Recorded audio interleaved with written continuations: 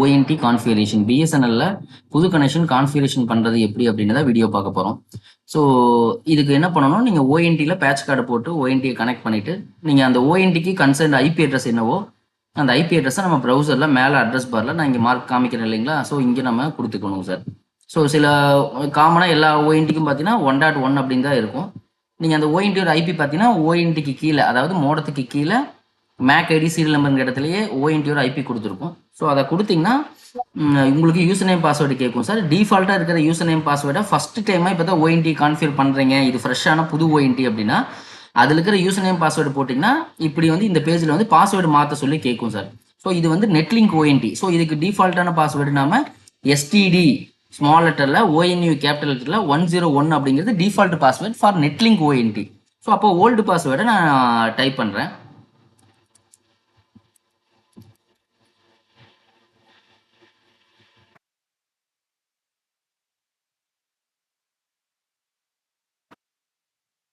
So இதுக்கு old password STD ஓஎன்யூ 101 போட்டுட்டேன். New password PSL net 123 நான் டிஃபால்ட்டாக போட்டிருக்கேன் சார். நீங்களும் காமனான ஒரு பாஸ்வேர்டு வச்சுக்கோங்க.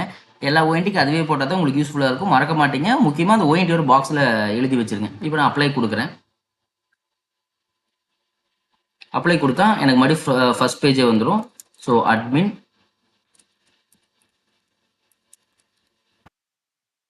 கேப்சா என்ட்ரி பண்ணிக்கிறோம்.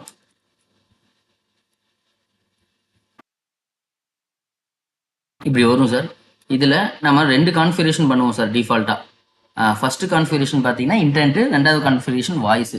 ஸோ நம்ம இதில் நெட்ஒர்க்கில் வந்துக்கிறோம். டிஃபால்ட்டாக அதில் கனெக்ஷன் நேமுங்கிறது TR69 இருக்கும். நம்ம அதுக்கு வேணாம், நமக்கு அதை நம்ம டெலிட் பண்ணிக்கிறோம்.